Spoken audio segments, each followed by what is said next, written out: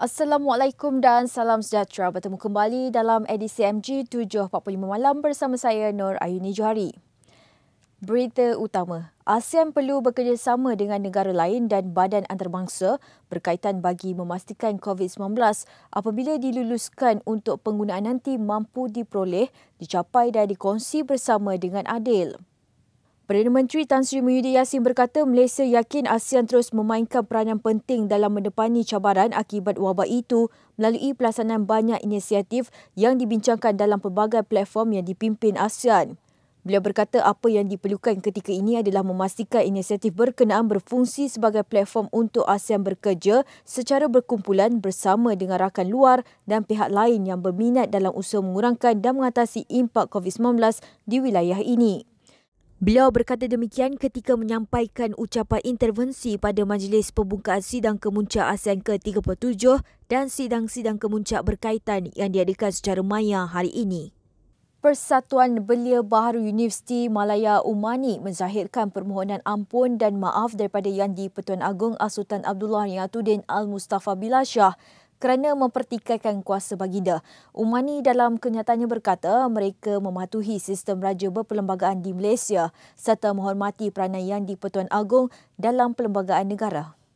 Jelas lagi, Umani juga menarik balik kenyataan bertajuk Yang di-Pertuan Agong should not interfere in national affairs yang dipaparkan di halaman Facebook bahasa Cina dan bahasa Inggeris Umani pada 30 Oktober 2020. Tindakan itu katanya dibuat selepas merujuk kepada pakar-pakar perlembagaan. Menurut Umani, kenyataan 30 Oktober lalu adalah untuk perbincangan akademik dan tidak berniat menghasut sambil mendakwa Akta Hasutan serta Akta Komunikasi dan Multimedia juga merupakan undang-undang zalim yang menindas kebebasan bersuara rakyat.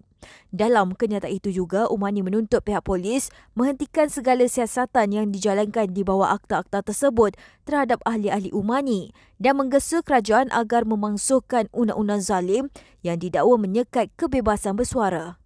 Berita nasional, bekas Perdana Menteri Tun Dr. Mahathir Mohamad mencadangkan kerajaan supaya menangguhkan projek untuk pembangunan pejabat beberapa kementerian dalam Belanjawan 2021. Beliau yang juga ahli Parlimen Langkawi berkata pertukan pembangunan pelbagai kementerian itu perlu ditangguhkan dahulu dan mengutamakan kepada pembelanjaan berkaitan COVID-19. Peruntukan untuk pelbagai jabatan ada yang dinaikkan sehingga 520%. Pembangunan penjabat boleh ditangguh 160 juta untuk bangunan pejabat Kementerian Perdagangan Antarabangsa dan Industri, 64.4 juta di seberang laut, 231 juta pejabat Kementerian Dalam Negeri dan banyak lagi. Peruntukan Jabatan Perdana Menteri dinaikkan daripada 7.9 bilion pada tahun 2020 kepada 11.7 bilion. 1 bilion daripada 100 million dari 100 million untuk projek khas.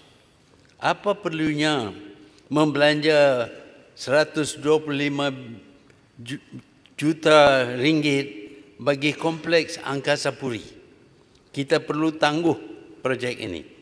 Jelas beliau lagi, pengecilan saiz kabinet itu amat perlu kerana ia tidak akan menjejaskan perjalanan pentadbiran sekaligus dapat membantu rakyat yang kini mengalami tekanan yang melampau dan kebeluran akibat penularan wabak COVID-19. Gara-gara ingin mengelak sekatan jalan raya SJR di Plaza Sungkai, seorang lelaki nekat memandu melawan arus sehingga mengakibatkan kemalangan di kilometer 355.4 Lebuh Raya Utara Selatan arah utara dekat Bidur petang semalam.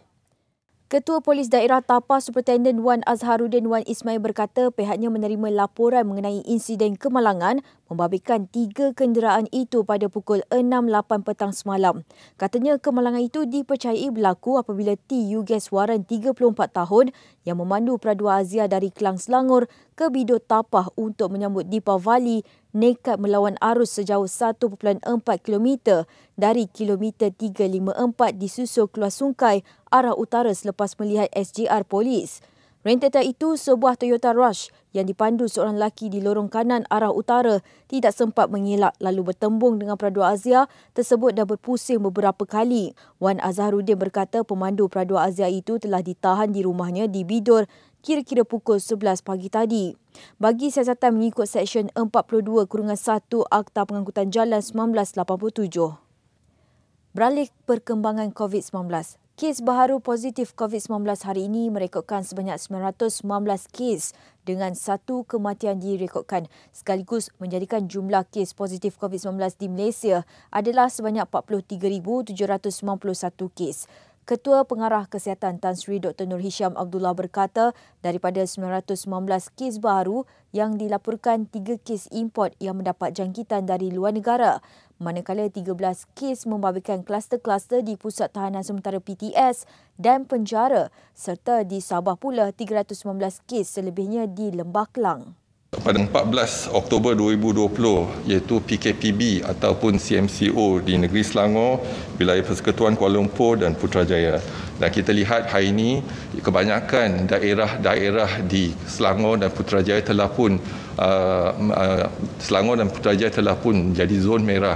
Dan kita lihat di negeri Selangor hampir semua daerah telah jadi zon merah.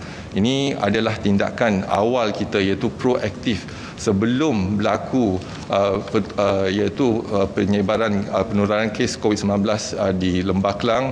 Tindakan awal telah dijalankan iaitu melaksanakan PKPB sebelum kes-kes menular iaitu pada 14 Oktober 2020. Jika tindakan kita lewat, mungkin keadaan akan lebih buruk pada hari ini.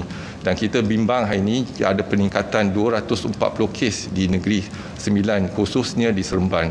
Jelas beliau lagi sebanyak 92 kes positif COVID-19 sedang dirawat di unit rawatan rapi ICU di mana 35 kes memerlukan bantuan pernafasan, manakala 996 kes pulih dilaporkan menjadikan jumlah kumulatif kes pulih sepenuhnya dari COVID-19 adalah 32,069 kes. Sementara itu, hanya satu kematian hari ini direkodkan membabitkan warga negara tempatan berusia 66 tahun, sekaligus menjadikan jumlah kumulatif kes kematian COVID-19 di Malaysia adalah sebanyak 303 kes. Dalam pada itu, terdapat 3 kluster diisytiharkan tamat pada hari ini iaitu membabitkan kluster Pulau, kluster Bahrus dan kluster Bah Ketik. Bagaimanapun, terdapat lagi satu kluster baru dikenal pasti hari ini iaitu kluster Teluk di Kota Kinabalu, Sabah.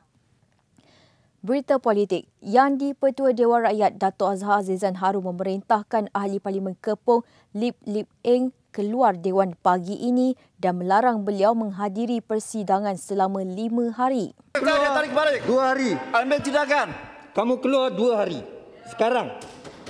Tindakan itu diambil Speaker kerana Lim berkeras mempertikaikan keputusan Timbalan Speaker Datuk Seri Azalina Osman Said yang tidak mengambil tindakan terhadap Ahli Parlimen Bintulu Datuk Seri Tiong Kin Sing semalam. Lim juga menyifatkan keputusan dibuat Timbalan Speaker Datuk Seri Azalina Osman Said sebagai bodoh kerana tidak bertindak ke atas Tiong yang mengkritik Ketua Pengarah Kesihatan Tan Sri Dr. Nur Hisham Abdullah. Terdahulu kekecohan tercetus selepas Azhar menjelaskan arahan yang dikeluarkan Azalina semalam tidak boleh ditarik balik. Azhar turut berulang kali memberi amaran akan menghubungi pihak polis apabila kekecohan tercetus, manakala Lim bertegas enggan menarik balik komen tersebut.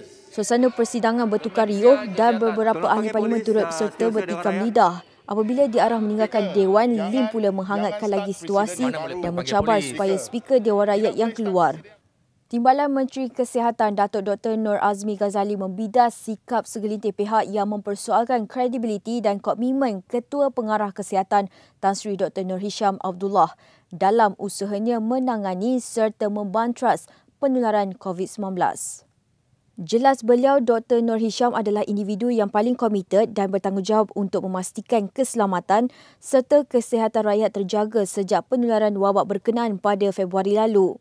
Malah beliau terkejut dengan segelintir individu sama ada orang awam maupun ahli politik tergamak mempertikaikan kredibiliti serta pengorbanan yang telah dilakukan Ketua Pengarah Kesihatan dalam membantras wabak COVID-19 di negara ini.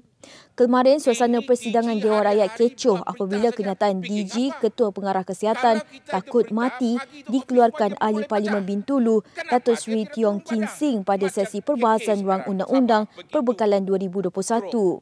Kin Sing ketika membahaskan Rang Undang-Undang itu mempersoalkan mengapa Dr. Nur Hisham tidak turun padang untuk melihat sendiri situasi COVID-19 di lapangan. Sebaliknya, hanya membuat sidang media setiap hari melalui siaran langsung di televisyen.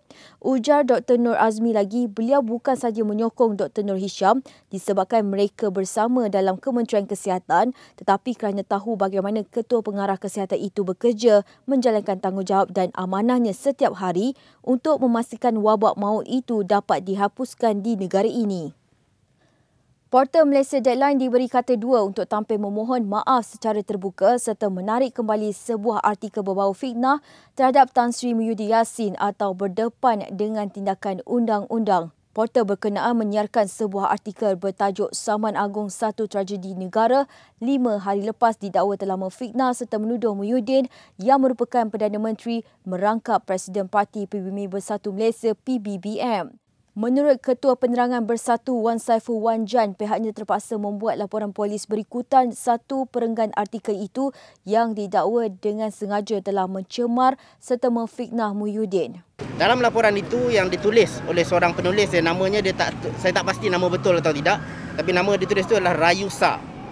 Dan dalam laman itu dituduh, dikeluarkan satu kenyataan bertulis yang menuduh bahawa atau memberi maksud seolah-olah Yang Amat Berhormat Tan Sri Muhyiddin Yassin selaku Presiden Parti Pribumi Bersatu Malaysia dan Yang Amat Berhormat Perdana Menteri, seolah-olah beliaulah yang mengarahkan peguam ini untuk menyaman yang di Pertuan Agong. Dalam mana-mana laporan media, kita menyokong sepenuhnya freedom of speech, kebebasan media. Tetapi with liberty comes responsibility. Dengan kebebasan yang ada, datang satu tanggungjawab untuk kita mengamalkan etika kewartawanan yang baik. Kita harap pihak polis akan buat siasatan dan kita juga akan pertimbangkan sekiranya sesuai untuk kita memulakan satu tindakan undang-undang kepada laman portal ini dan juga kepada pihak penulis. Berita luar negara. Malaysia tidak berganjak daripada pendiriannya sebelum ini dalam memperjuangkan hak rakyat Palestin. Menteri Luar Negeri Datuk Seri Hishamuddin Hussein berkata, satu-satunya jalan penyelesaian terhadap konflik Palestin-Israel adalah menjadikan Palestin negara bebas berdasarkan sepadan PRA 1967 dengan Baitul Maqdis sebagai ibu kota negara. Perkara tersebut dibangkitkannya ketika mesyuarat Menteri-Menteri Luar Negeri ASEAN pagi tadi. Jelasnya lagi, ia penting supaya seluruh dunia terutama negara ASEAN mengetahui betapa teguhnya sokongan terhadap tekad Malaysia menyokong perjuangan rakyat Palestin dan pendirian itu tidak akan berganjak. Taufan ketiga yang melanda Filipina sejak beberapa minggu lalu menyebabkan banjir besar di Bandar Manila hari ini selain beberapa penduduk terperangkap di bumbung dan seorang maut di bahagian lain di negara itu. Taufan Vamco dengan kelajuan 155 km sejam melanda Luzon malam tadi memaksa pihak berkuasa mengeluarkan amaran kemungkinan berlaku tanah runtuh dan ribut di sepanjang pesisir pantai. Hujan lebat itu telah menyebabkan Manila, sebuah bandar raya yang didiami 12 juta penduduk serta kawasan sekitarnya lumpuh. Pesara Pegawai Bencana di wilayah Rizal berdekatan Manila berkata banyak tempat ditenggelami air dan orang ramai meminta pertolongan. Santos berkata banjir yang disebabkan oleh taufan Vamco itu mengimbau kembali memori kemusnahan akibat taufan Ketsana yang dikenali di Filipina sebagai ribut tropika Ondoy yang melanda negara itu pada tahun 2009 dan meranggut nyawa ratusan penduduk. Sekurang-kurangnya seorang maut manakala 3 lagi hilang di wilayah Camarines North menurut Pejabat Pertahanan Awam di negara itu semalam. Berita sukan. Legenda bola sepak Argentina Diego Maradona meninggalkan hospital hari ini selepas 8 hari menjalani pembedahan bagi membuang darah beku di otaknya. Maradona meninggalkan klinik dekat Olivos, Buenos Aires dengan ambulans sejurus selepas Dr. Leopoldo Luque memberitahu wartawan dia akan pulang.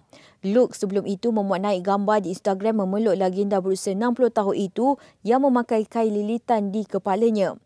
Maradona dijangka akan terus menyambung proses pemulihan di Tigray 30 meter utara Buenos Aires berdekatan kediaman anak perempuannya Giannina. Sementara itu, peguamnya Matias Morla berkata Diago mungkin melalui tempoh paling sukar dalam hidupnya, namun dengan keajaiban, darah beku yang boleh membunuhnya dapat dikesan awal. Bagaimanapun, untuk kesembuhan yang cepat, Diago memerlukan keluarga dan bantuan pakar perubatan. Baik, sekian itu saja edisi MG untuk malam ini. Jangan lupa ikuti kami di semua platform media sosial Malaysia Gazette di Facebook, Twitter, Instagram dan juga YouTube atau melalui portal di www.malaysiagazette.com.